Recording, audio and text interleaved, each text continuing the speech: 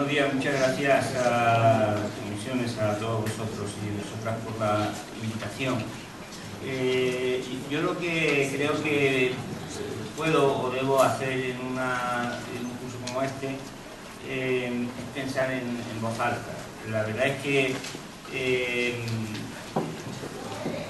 a mí me viene magníficamente venir a estos sitios donde puedo hablar en confianza, porque más que darle vueltas a pensamientos que ya está consolidado, pues casi me sirve para verbalizar y para provocar. Yo creo que la realidad de nuestro tiempo es tan grave, tan comprometida, que requiere un esfuerzo muy grande por aquello que las izquierdas, aquella demanda que hacía el Che Guevara y que las izquierdas tan escasamente creo que han seguido, cuando decía hay que pensar con nuestra propia cabeza.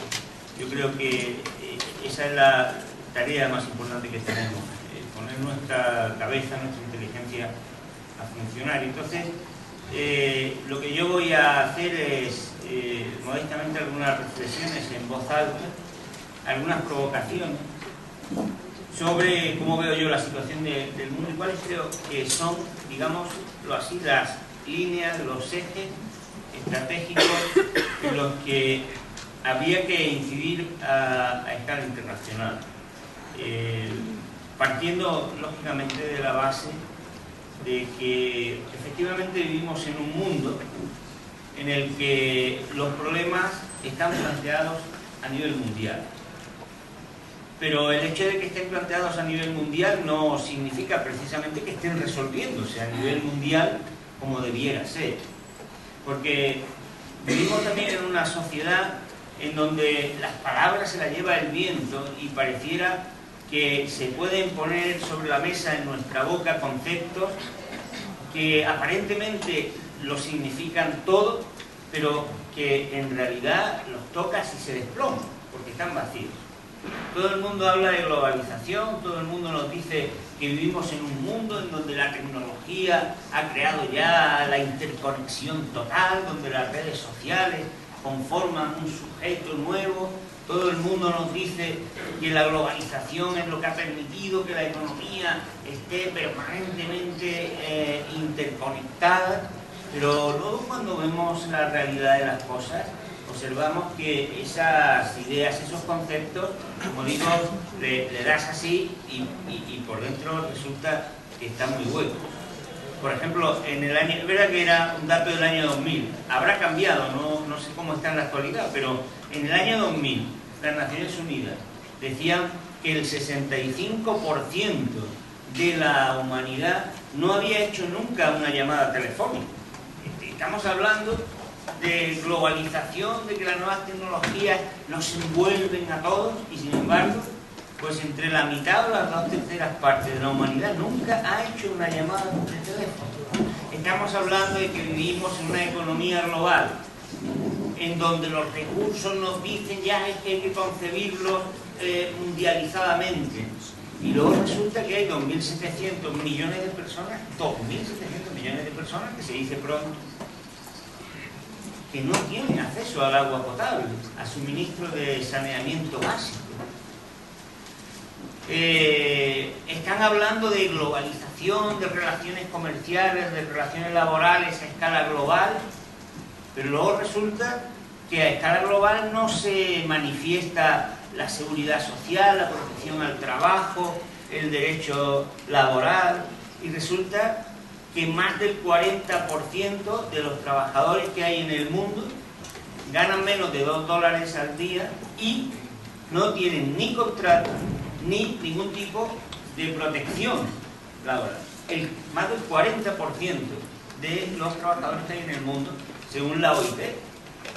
Quiero decir con esto, bueno, por no hablar de que nos dicen que vivimos en un mundo globalizado y luego resulta que diariamente hay miles de personas que se juegan la vida por pasar de México a Estados Unidos, donde eso sí hay un tratado de libre comercio en donde las mercancías y el dinero pueden circular libremente. Porque como decía Eduardo Galeano, vivimos en un mundo en donde el dinero tiene más, y las mercancías tienen más, pero sobre todo el dinero tiene más libertad que el ser humano. O sea, yo creo que es muy importante, por lo tanto, que aprendamos a, si me permitís la expresión, a despellejar los conceptos, a no dejarnos llevar por esa fuerza aparente que tienen los conceptos. Qué fácil es incluso hablar a muchos compañeros sindicalistas, gente de izquierda, que se les va la flexibilización, se ponen de moda palabras que nos arrastran sin pensar que estamos usando conceptos completamente vacíos. Por eso yo creo que es muy importante, como decía, pensar con nuestra propia cabeza, porque como diré al final, una gran parte del contenido de las respuestas que tiene la situación en la que vivimos depende de cómo seamos capaces de llegar a la gente, de trasladarle a la gente lo que tenemos en nuestra cabeza y también en nuestra alma, en nuestra epidermis, para poder hacer que se sumen a nuestra lucha. Así que yo creo que lo que hay que hacer es, hoy día, si tuviera que expresarlo de una manera sencilla, yo creo que hay que avanzar en dos sentidos. En uno, que es, lo explicaré ahora después, lo que yo llamo el sabotaje pacífico del poder antidemocrático de las finanzas y de los mercados. Hay que frenar la constante agresión que, como ahora después voy a comentar, están generando hoy día los nuevos centros de poder. Pero además de eso, y también después lo voy a comentar con un poquito más de detalle, yo creo que hay que avanzar hacia el desmantelamiento del modo de pensar que acompaña a esas formas de poder. Porque también creo que las izquierdas en muchas ocasiones no hemos sido conscientes de que no hay que avanzar solo en el ámbito de las políticas económicas, sino también en el espacio en el que los seres humanos convivimos de manera cotidiana, en el espacio personal, en el espacio en el que somos personas. No podemos dirigirnos a los demás solo como compañeros de lucha, solo como compañeros de vida política, solo como ciudadanos a los que les trasladamos un programa político, un programa sindical o un programa social, sino como personas con las cuales nos identificamos, con las cuales a las cuales nos acercamos y con cuya piel también nos compenetramos. En fin, hablaré de eso, ¿no? Y yo creo que con ese objetivo, pues lo que a mi modo de ver tendríamos que hacer, y en donde, como decía antes, tendríamos que insistir, es en tener claro cuáles son los ejes en los cuales hoy día se sustenta una situación como la que vivimos. Y la situación en la que vivimos, como he dicho, es, por una parte, una globalización muy falsa, muy asimétrica, muy desigual, muy poco consistente, y también una situación de carencias extraordinarias. En nuestro mundo estamos alcanzando niveles de insatisfacción y niveles de frustración y sufrimiento humano realmente ya, yo creo, incompatibles con los mínimos requisitos éticos y morales de la convivencia social. Estamos bordeando el punto de no retorno, el punto de insostenibilidad y el punto a partir del cual el tipo de conflictos que van a empezar a nacer son conflictos de una extraordinaria envergadura. Precisamente el primer eje en el cual yo creo que hay que actuar es en el tema de la desigualdad. Al tema de la desigualdad hay que hacer frente de una manera muy polivalente, de una manera muy multidimensional, porque es cierto que cuando hablamos de desigualdad estamos haciendo frente a algo que tiene muchas caras. Había sido tradicional, yo creo, que la cuestión de la desigualdad normalmente se contemplara pues algo así como una especie de asunto moral, de un juicio ético, el resultado de un juicio ético que hacíamos sobre la vida social.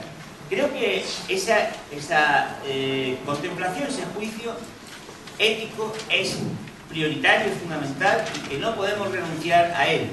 Es decir, tenemos que enfrentarnos siempre y en cualquier caso a las manifestaciones lacerantes de la desigualdad por un principio moral, por una convicción ética que tenemos que hundir, cuyas raíces tenemos que hundir de una manera completa en nuestra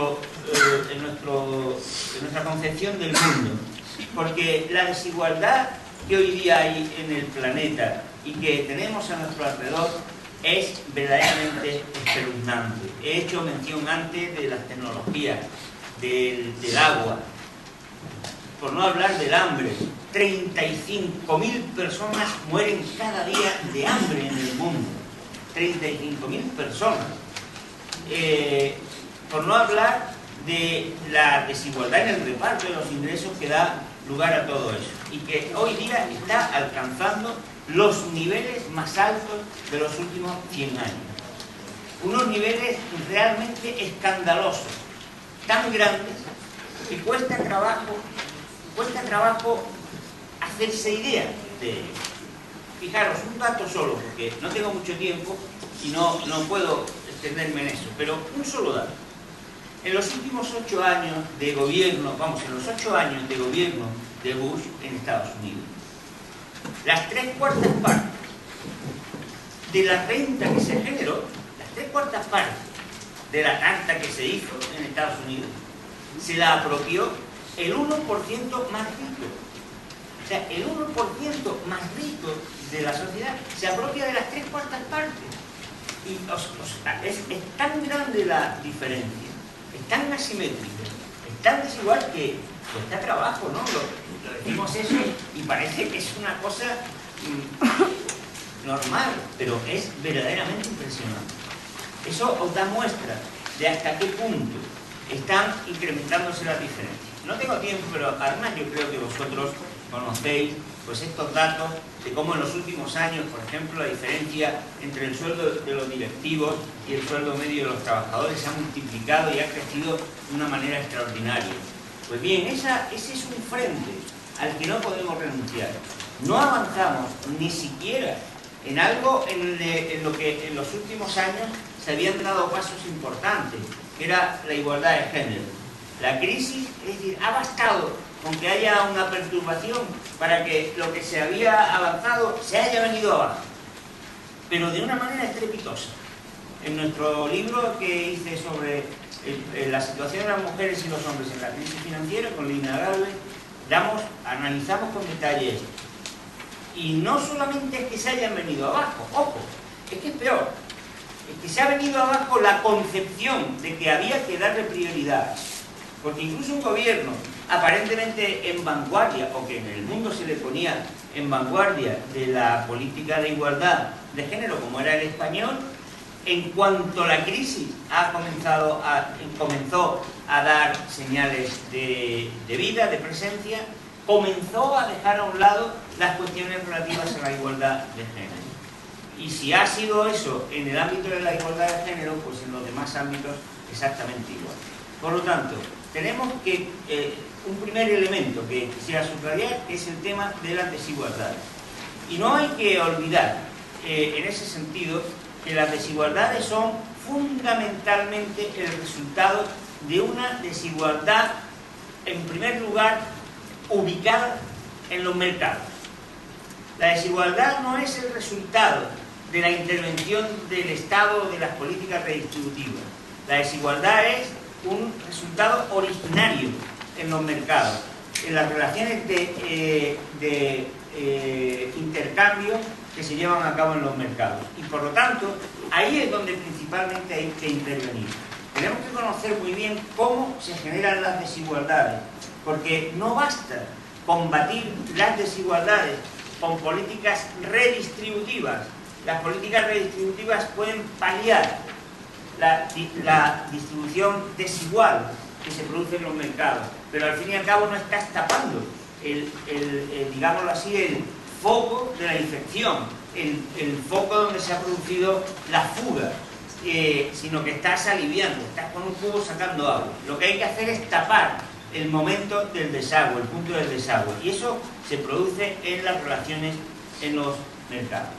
Y esa extraordinaria desigualdad hoy día es la fuente de los problemas añadidos a los que voy a hacer ahora referencia.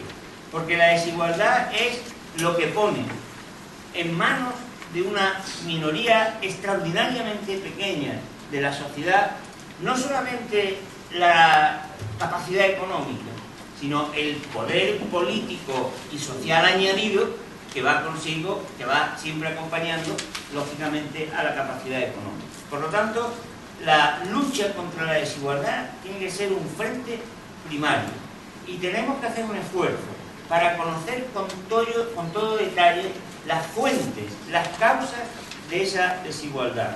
Tenemos que esforzarnos para conocer en todos los ámbitos, en el ámbito internacional, en el ámbito nacional, en el ámbito local, en el ámbito de empresa, dónde están los factores que generan desigualdad. Y tenemos que apuntar hacia o contra la desigualdad, como he dicho, taponando todas las expresiones y todas las manifestaciones de insatisfacción, de frustración que lleva consigo. No solamente, por ejemplo, la cuestión monetaria, sino la cuestión del empoderamiento que lleva consigo el hecho de que las mujeres no se incorporen o no puedan incorporarse plenamente a los mercados de trabajo. No basta con facilitar la entrada de las mujeres a los mercados de trabajo, sino que hay que evitar que no haya corresponsabilidad en el trabajo doméstico. No basta con facilitar rentas de inserción a trabajadores sin empleo, sino que hay que lograr que sean auténticos ciudadanos o ciudadanas. Por lo tanto, hay que luchar de una manera multidimensional contra la igualdad, porque, como digo, es la fuente de los grandes problemas que hoy tiene la economía mundial. Precisamente, es la fuente del que yo calificaría como el primer mal de la economía de nuestro tiempo y que constituye el segundo eje al que yo creo que hay que atender. Y me refiero al predominio extraordinario que ha alcanzado a tener el universo financiero. Yo creo que casi todos vosotros sabéis ya de esto y por lo tanto no voy a extenderme mucho. Lo que ha ocurrido es muy sencillo de entender. Precisamente la desigualdad tan grande ha puesto en manos de una parte pequeña de la población mundial una cantidad enorme de recursos.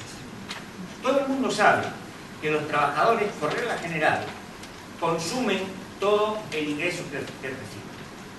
Es lógico, tienen salarios normalmente de subsistencia, salarios bajos y normalmente no ahorran. Y el ahorro que haya es sencillamente pues, para anticipar, o sea, para retrasar el consumo. La mayoría del sueldo de los trabajadores se va al consumo. Y si no va al consumo inmediato, insisto, pues va al consumo más o menos diferido. Pero ¿qué cantidad de trabajadores, qué porcentaje de trabajadores se dedica a hacer inversiones financieras? Lógicamente, muy escaso. En un país como el nuestro, en donde el salario medio está en 1.100, 1.200 euros, ¿qué familia, qué persona puede dedicarse a invertir en bolsa al final?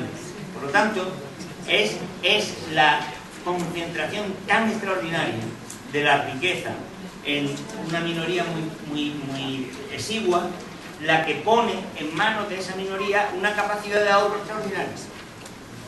¿Y cuál ha sido el problema? Pues que las transformaciones que se han dado en los últimos años han hecho que los mercados financieros se hayan convertido en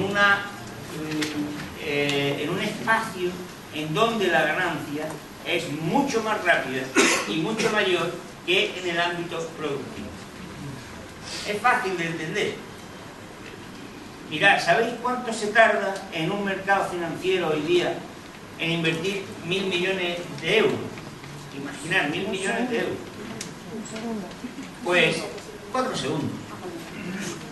Claro, a esa rapidez, pues, ¿quién va a dedicar el dinero a abrir un negocio, a contratar trabajadores, a buscar clientes, a vender, a tratar de recuperar la inversión? Es mucho más rentable invertir a través de fondos financieros en los mercados especulativos. Mucho más rápido, y aunque las tasas de beneficio incluso fueran más cortas, pues lógicamente se puede tener mucho más. Eso ha sido posible primero por las transformaciones tecnológicas que se han dado, que todos conocéis, que hoy día pues, casi desde el teléfono, un teléfono que tenga conexión a internet, ahora podemos comprar, ahora que bolsa está abierta, pues en Frankfurt, pues en Frankfurt compramos lo que sea, y luego a partir de las 3 de la tarde en Nueva York compramos lo que nos parezca y vendemos, ¿no? Y cuando cierren en Nueva York, pues compramos en San Francisco, y por la noche pues no hay problema, porque hay preparadas en el Pacífico una serie de islas para que, por supuesto, los especuladores internacionales no tengan que parar a lo largo del día unos minutos o unas horas sin estar ganando dinero, porque comprenderéis que eso les podría provocar una muerte súbita, ¿no? Y así constantemente, a lo largo del día, las 24 horas, todos los minutos, todos los segundos, incluso a través de algoritmos matemáticos que ni siquiera requieren la intervención de las personas, el capital está jugando, creando valor a base de papeles, a base de inversión financiera, como sabéis perfectamente, y proporcionando miles y miles y miles de millones de beneficios que no van para nada al ámbito productivo, a la creación de empleo y de riqueza. El problema de eso ya lo conocéis perfectamente. Es un problema que comporta, en primer lugar, naturalmente, que el dinero, los recursos financieros que podrían ir a la actividad productiva no van a la actividad productiva, van a la actividad financiera, y lógicamente la actividad productiva se resiente. Es normal que la economía mundial sea una economía que va frenada, que no crea suficiente empleo, que no crea suficiente ingreso, porque, por así decirlo, ¿no?, el combustible financiero que debería darle velocidad y fuerza al motor de la creación de bienes y de servicios para los seres humanos, ese combustible está alimentando otro motor, que es el motor de la especulación financiera. Y no solamente ocurre eso, sino que además el motor de la economía financiera especulativa es sumamente peligroso, se paga cada 2 por 3 y produce unos problemas enormes. ¿Por qué? Porque lógicamente en los mercados financieros hay mucha rentabilidad, pero vosotros sabéis la primera norma de la inversión financiera: mucha rentabilidad, poca seguridad. ¿Quieres más seguridad? Poca rentabilidad, obviamente, ¿no? Entonces, en lugar de generar una situación de equilibrio en los mercados financieros, se apura más, cada vez más, hasta tratar de lograr la máxima rentabilidad, pero claro, a base de eliminar por completo prácticamente la seguridad en las relaciones financieras. Fijaros, esa situación de libre movimiento de capital, de especulación financiera generalizada, que se produce desde los años 70 hasta aquí, pues se manifiesta muy claramente. Después de la Segunda Guerra Mundial, hasta el año 70, que había control de movimientos de capital, prácticamente no hay ni una sola crisis financiera en el mundo. Se podían contar 2 o 3 situaciones de inestabilidad, de perturbación. Pero desde el año 70 hasta aquí hay más de 130 crisis financieras, según el Banco Mundial. ¿Por qué? Pues porque lo que ha ocurrido en esta última época es que se ha abierto la vía a que la economía se financiarice, que gire en torno hacia ese tipo de actividades sumamente peligrosas. Y como pues eso incentiva cada vez más que los inversores busquen la manera de obtener liquidez para intervenir en las inversiones especulativas, lógicamente. No les basta las rentas que se apropian de manera tan desigual, sino que además necesitan más liquidez añadida constantemente. ¿Y cómo crean esa liquidez añadida constantemente? Pues poniendo al máximo número de revoluciones un proceso que es antiguo ya en la economía capitalista, pero que ahora como digo, se ha puesto a plena marcha, que es el proceso de creación de deuda. Esto es algo importante, que yo siempre pido a quien me oye aprender a explicar esto, para ir a las calles y enseñárselo, explicárselo a la gente. Los bancos tienen un privilegio, que es el de crear dinero, el de crear deuda. Cada vez que un banco da un crédito, crea dinero y por lo tanto crea beneficio. Es muy fácil, vosotros sabéis que si un amigo me pide 20 euros y yo le doy 20 euros, supongamos que yo tenga 100 euros, si le doy 20, en la economía sigue habiendo el mismo dinero que antes, solamente que ahora yo tengo 80 en mi bolsillo y 20 los tiene mi amigo. Si ahora viene un banquero y me convence para que yo deposite mis 100 euros en su banco, deposito el dinero en su banco, los 100 euros están en depósito. El banco lo que va a hacer es mantener solo una parte de ese dinero que yo he depositado por si yo voy a retirar el dinero, y con el resto lo que va a hacer es buscar a alguien para prestarse. Hoy día, cuando yo era estudiante, por ejemplo, esa parte que el banco se conservaba, que se llama el coeficiente de reserva o de caja, era el 30%.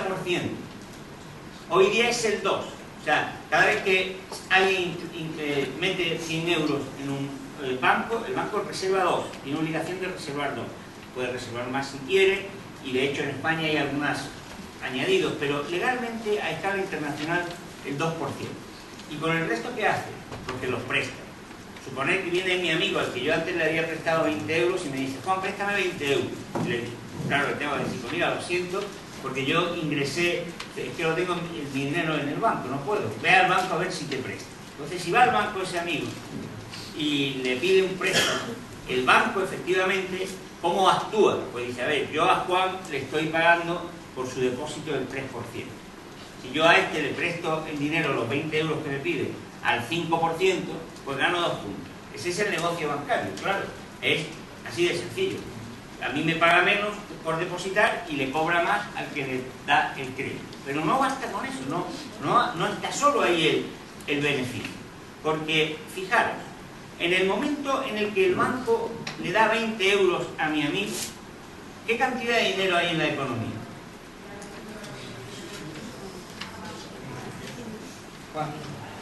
La misma. ¿La misma? Vamos a hacer las cuentas. ¿Yo cuánto tengo? Yo tengo 100, yo tengo un talonario y me puedo gastar 100. ¿Y mi amigo cuánto tiene? 20 en la mano. Luego entonces hay 120. ¿Cosa de magia? No. Es que el banco ha creado dinero. ¿Por qué nos confundimos? ¿Por qué estáis diciendo este tipo que dice? Pues porque normalmente pensamos en el dinero como los billetes y las monedas. Eso es el dinero legal, el que crea el Estado. Efectivamente, después de haberle dado el préstamo de 20 a mi amigo, sigue habiendo 100 en dinero legal. En dinero legal sí hay 100. Pero ¿qué ha ocurrido? Fijaros, que al darle el banco el crédito de 20 a mi amigo, ha creado dinero. Pero claro, no dinero legal, ha creado el llamado dinero bancario, porque ha creado una capacidad de pago. Pues ese dinero bancario, ese dinero que nace de la deuda, por eso se dice a menudo el dinero es deuda, el dinero bancario es deuda. ¿Por qué? Porque nace cuando se crea la deuda. ¿Veis? Ese dinero bancario que crean los bancos, que se llama así porque crean los bancos, es lo que le proporciona al banco beneficio económico, como acabamos de ver, pero también beneficio político, porque no olvidemos una cosa, que cuando hablamos de dinero estamos hablando de poder, porque nos dicen constantemente: no, el dinero eso del Banco Central, eso es una cosa de los técnicos. ¿Cuántas veces no habéis oído eso? Pero quien tiene dinero tiene poder. Quien tiene dinero tiene la capacidad de decidir y de satisfacerse, el poder de decidir y de satisfacerse. Por lo tanto, es lo que obtiene el banco cuando da un crédito. Pues bien, ¿qué ocurre? Que como la capacidad de ganar dinero en los mercados financieros es tan grande como yo os acabo de señalar, Es decir, si poniendo un negocio normal y corriente puedes llegar a ganar el 4% después de un año y medio de dejarte la piel allí, o de estar luchando con trabajadores cada 2 por 3 que están montándote un lío, si en lugar de un 3 o un 4% al año y medio puedes ganar el 12% en unas horas o en minutos, comprenderéis que el dinero donde se va es a esa especulación financiera. Y como es tan rentable, los bancos, que son los que deciden dónde va el dinero, el ahorro, lo que hacen es tratar de encontrar cada vez más liquidez, más dinero, para engrosar el motor, como digo, de la especulación financiera. ¿Y cómo crean el dinero los bancos? ¿De dónde sacan el dinero los bancos? De la deuda. Es muy importante que entendáis esto y que lo expliquéis, porque es como lo que está ocurriendo constantemente. Es que son los bancos, los banqueros y los defensores de la banca los que dicen que hay que poner fin a la deuda, que la deuda es muy peligrosa, y es una trampa mortal, porque ellos son los que se benefician de la deuda. ¿Por qué dicen que la deuda es muy peligrosa? Para imponer políticas de austeridad con la excusa de la deuda, que son las que crean la deuda. ¿Qué es lo que crea vuestra deuda? ¿Por qué la gente y las familias están endeudadas? Porque tienen bajos salarios, porque hay políticas de austeridad, porque hay políticas, como yo decía antes, de freno, y entonces la gente se tiene que endeudar, las empresas se tienen que endeudar, y los bancos se aprovechan de esa deuda. Entonces lo que hay que hacer es acabar con el privilegio que supone la creación de dinero bancario. Ese es un cambio de copernicano al que hay que avanzar, hacia el que hay que avanzar, y que es la principal derivación que tenemos que sacar de la situación en la que hoy día funciona la economía internacional. Tenemos que entender perfectamente eso, tenemos que hacer un esfuerzo gigantesco para explicárselo a la gente, y tenemos que ser conscientes de que gran parte, por no decir todos los males que hoy tiene la economía mundial y la sociedad mundial, proceden de ese privilegio que tienen los bancos de crear dinero a través de la deuda. Es verdad, me podríais decir, pero eso lo tienen desde hace 2 siglos, sí, lo tienen desde hace 2 siglos, pero también es verdad que era un privilegio que se orientaba hacia la financiación de la actividad comercial, de la actividad empresarial, de la actividad productiva, y que se mantenía en unos niveles de rentabilidad un poco más altos que en el nivel común de la actividad económica, pero no mucho más. Pero en estos momentos el problema es que eso ha degenerado y ha producido pues, una especie de cáncer que hay que combatir. Por lo tanto, ese es el segundo eje al que yo quería referirme. La financiarización, la conversión de la economía en una economía que podemos decir de casino, en donde la actividad principal es la especulación financiera y, ojo, lo más importante, los mecanismos que alimentan el dinero, que son el privilegio de la creación de dinero, como acabo de decir, la inexistencia de reglas, es decir, que en los mercados financieros se puede hacer lo que sea, se puede hacer cualquier cosa, se puede comprar y vender a través de internet sin que te pidan ni un carnet de identidad ni nada, te puedes llevar el dinero de un sitio a otro sin que nadie te pregunte nada, se puede financiar a donde quieras, se puede ir a los paraísos fiscales donde quieras. Claro, eso es lo que alimenta eso. Por lo tanto, hay que actuar en esa línea. En tercer lugar, y voy a ir ya más rápido porque quiero dejar luego un tiempo para que tengamos un diálogo. Una de las grandes consecuencias de estas dos primeras cuestiones que acabo de mencionar, la desigualdad y la especulación financiera generalizada, es, como he dicho, que se ha deteriorado extraordinariamente las fuentes de creación de ingresos, que normalmente provienen en una economía capitalista de la participación en los mercados, de los sujetos económicos. Y de una manera especial, lo que se ha deteriorado es el comercio internacional.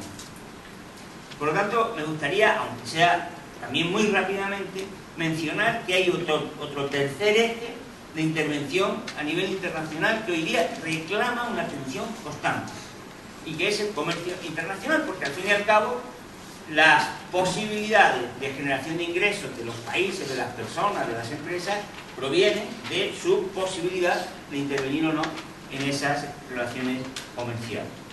Y lo que está ocurriendo hoy con el comercio internacional, no me puedo extender ni mucho menos sobre esto, yo creo que es una de las más grandes manifestaciones de la hipocresía, del cinismo y de la criminalidad con la que se organiza la economía y la sociedad de nuestra época.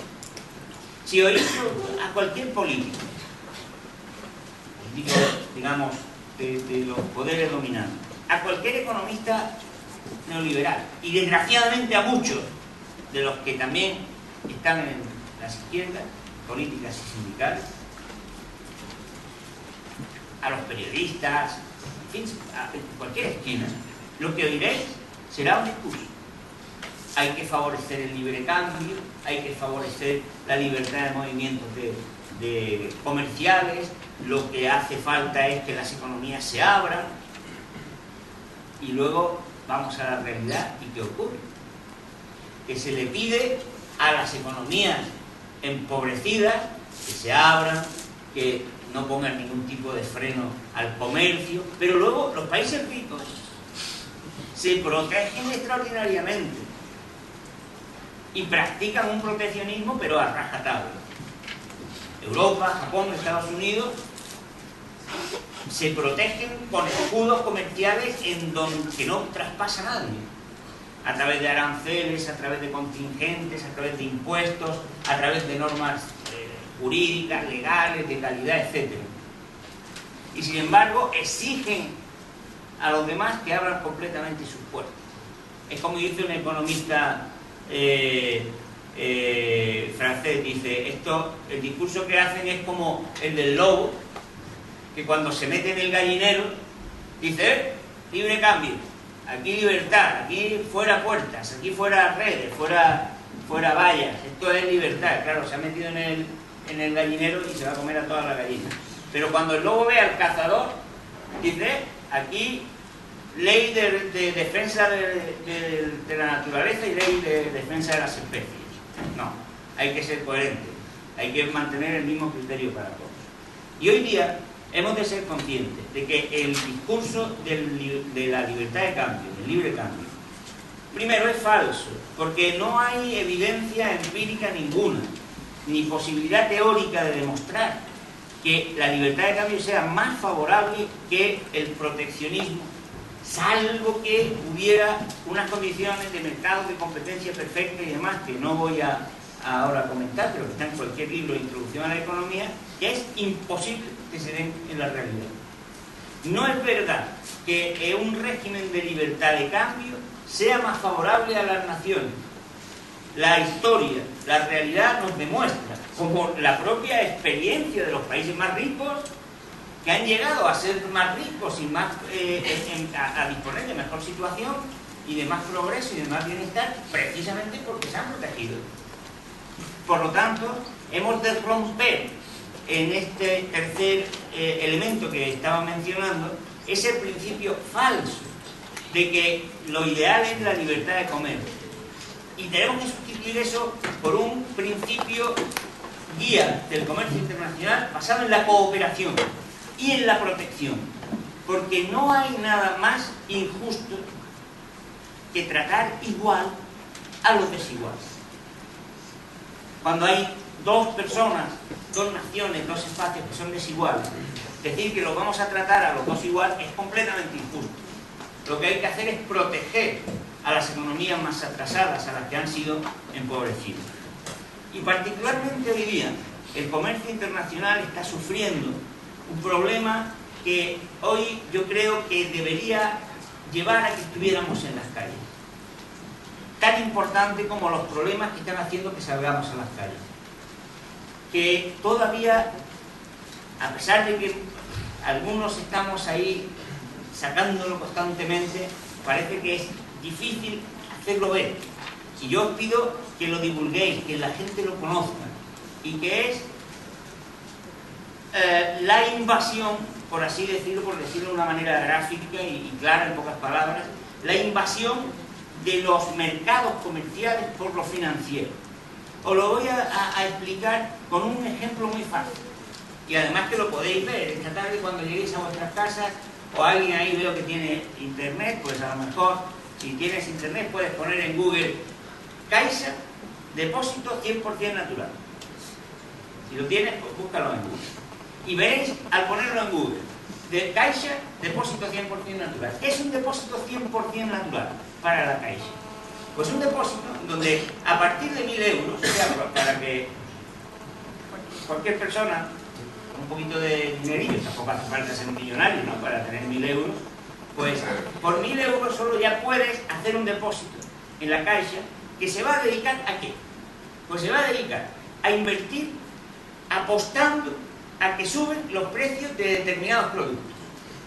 O sea, es como antes cuando tú comprabas una casa, una vivienda, pero no para irte a vivir, sino porque decías, me compro esta casa porque si sube mañana el precio, mañana la vendo y he ganado dinero.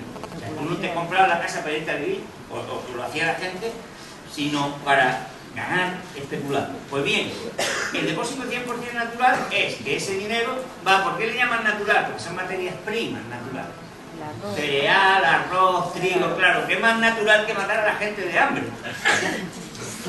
Porque esa apuesta a que suban los precios, ¿qué efecto tiene?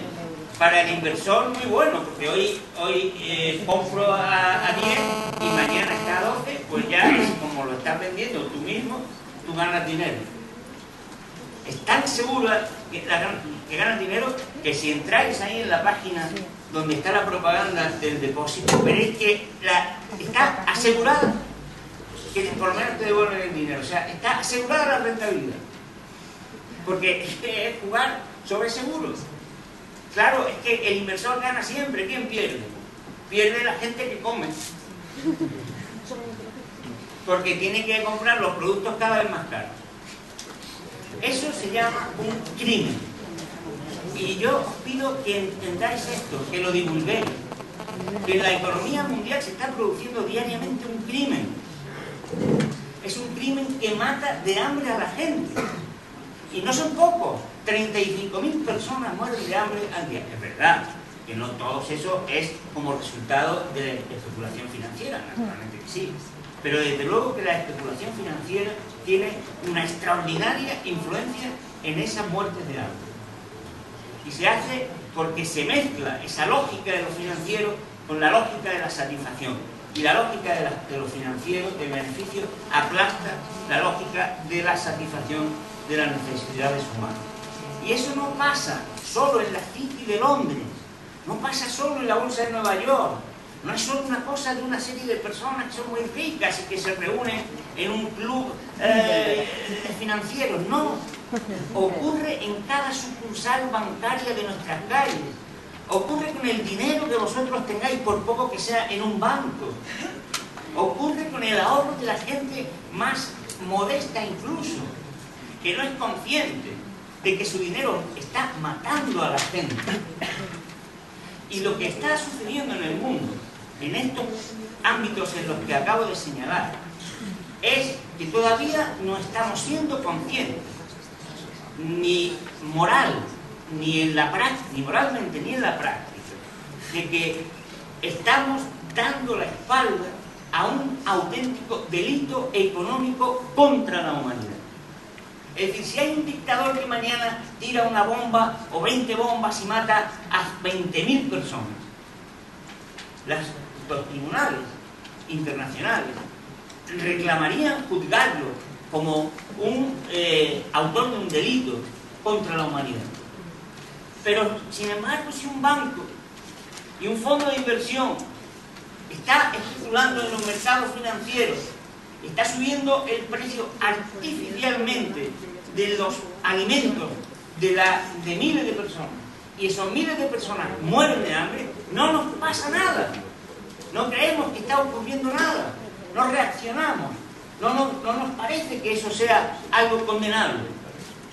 Como hace 40 años o 30 y tantos años, parecía normal que una mujer para trabajar tuviera que pedirle permiso al marido, o para firmar, que no pudiera firmar un cheque. ¿Os imagináis vosotras que hoy día tuvierais que ir a trabajar y tuvierais que pedirle permiso a vuestro marido o a vuestro padre, o para firmar un cheque, o que no pudierais salir de viaje sin autorización de vuestro marido o de vuestro padre, o que no pudierais hacer una empresa porque tendríais que tener la autorización.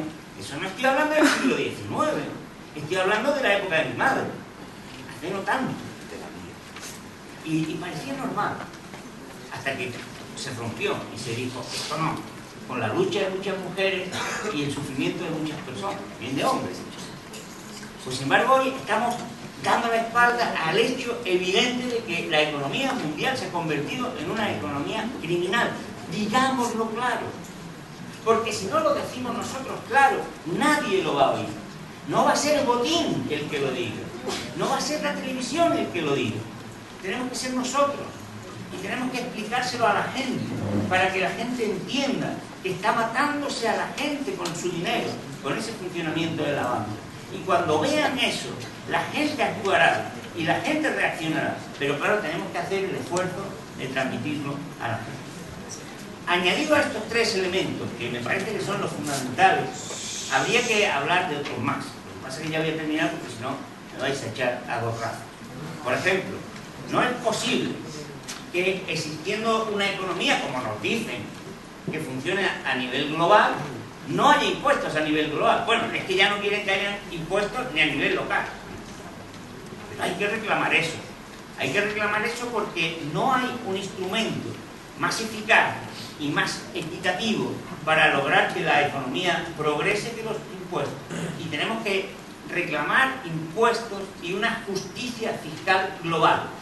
Es algo al que, en fin, no diré yo que hayamos renunciado, porque no es verdad, pero sí me atrevería a decir que hemos callado demasiado.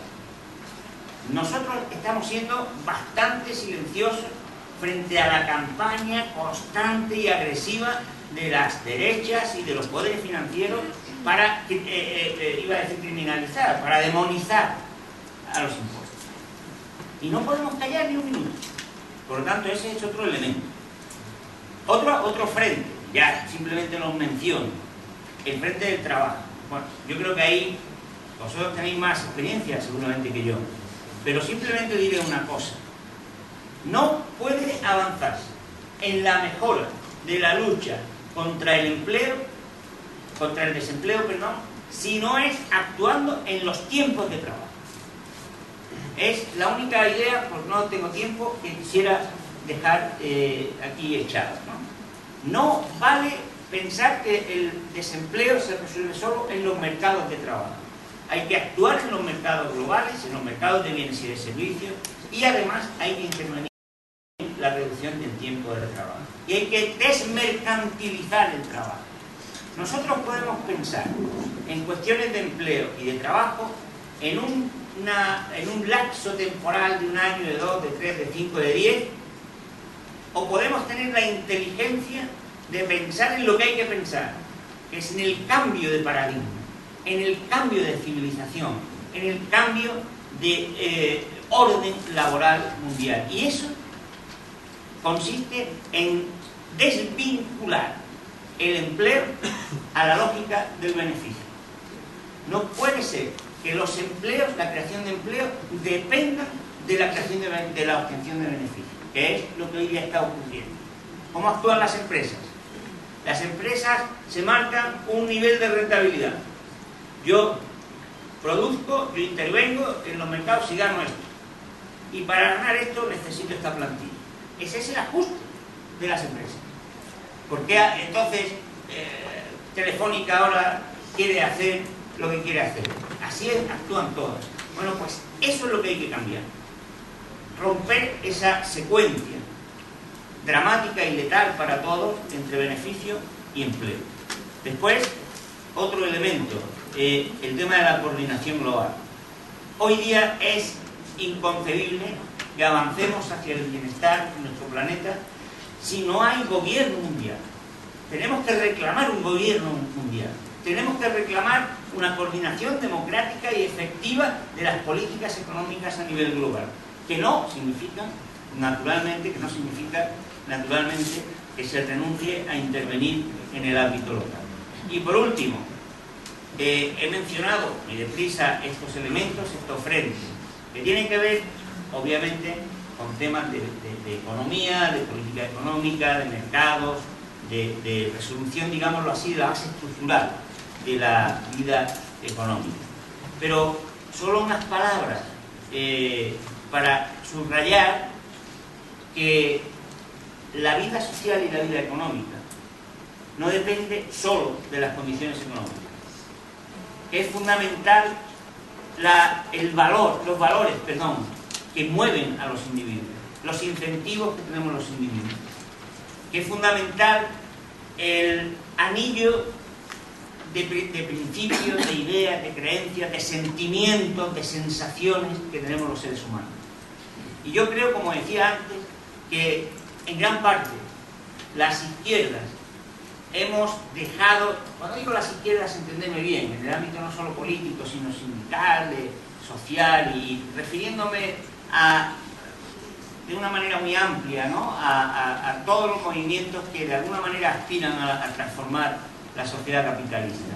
Yo creo que en gran parte hemos fracasado, porque no hemos sido capaces, como decía al principio, de trasladar nuestros proyectos de cambio social a la epidemia de la gente.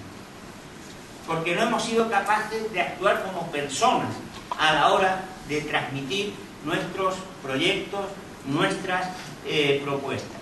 No basta solo para que la gente se movilice, para que comparta nuestros proyectos, nuestros programas, nuestras luchas, que sean intelectualmente cómplices o partícipes de nuestras luchas, de nuestros proyectos o de nuestras esperanzas o horizontes.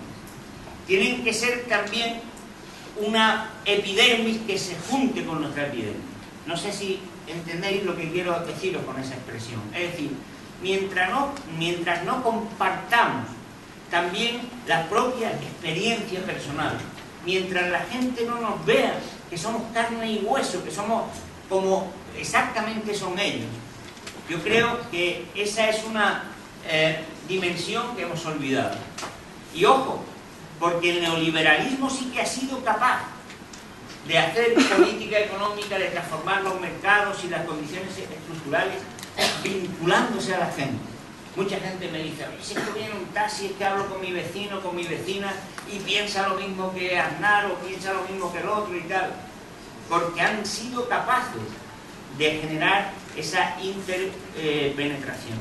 Y yo creo que hemos renunciado a hacer políticas o a transmitir las políticas mediando con los demás. Y eso se traduce en nuestra falta de fraternidad, por ejemplo. Nos hemos quedado con los dos primeros lemas de la Revolución Francesa: libertad, igualdad. Claro, nadie pone en duda que esos son valores o ideas, banderas republicanas a las que nadie rechaza, Pero, ¿y por qué no hablamos también de fraternidad? Libertad, igualdad y fraternidad. En el sentido republicano y en el único que tiene la palabra, de hermandad con el otro y con la otra. Entonces yo terminaría haciendo una llamada para que penséis cotidianamente que no solo basta con transmitir, digamos, intelectualmente, cerebralmente, nuestras ideas y nuestros proyectos, sino que tenemos que hacerlo humanamente. Humanamente significa identificándonos con las personas, pegándonos a ellas. Y eso significa que también tenemos que hablar de sensaciones, que tenemos que hablar de sentimientos, que tenemos que poner nuestra alma al desnudo con la gente que tenemos a nuestro alrededor. Y yo quisiera entonces terminar con esa idea que a mí me parece fundamental para entender también por qué en los últimos años, a pesar de que el mundo ha estado como está, y a pesar de que intelectualmente vemos de una manera tan clara, y la gente incluso ve de una manera tan clara las barbaridades que pasan, sin embargo la gente no reacciona.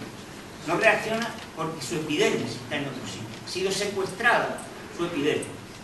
Y ha sido secuestrada, pues sí, efectivamente, a través de la televisión, de los grandes medios de comunicación. Nosotros no tenemos esos medios de comunicación, pero tenemos un instrumento aún mucho más poderoso, y al que yo me atrevería a decir que en gran parte también hemos sido tontos en renunciar. Y ese instrumento se llama lengua, se llama boca a boca. Y eso es lo que hay que utilizar para pegarse a la gente, para hablar con la gente, para llegar a la gente. No podemos entrar en las viviendas de la gente por la televisión. Entremos por las puertas. Entremos por las puertas y hablemos con ellos. Y contémosle lo que está pasando. Y por qué está pasando lo que está pasando. Y cómo le está afectando lo que hoy día ocurre en el mundo. Y quizás, cuando recobremos la capacidad de hablar, de empatizar, como dicen en los países del Caribe, de una expresión que a mí me gusta mucho, ¿no? De empatarnos con la gente. Cuando seamos capaces de pegarnos a ella, quizás entonces las cosas empiezan a cambiar. Y mientras no seamos capaces de ello, posiblemente seguiremos siendo simplemente predicadores en el desierto. Y nada, muchas gracias.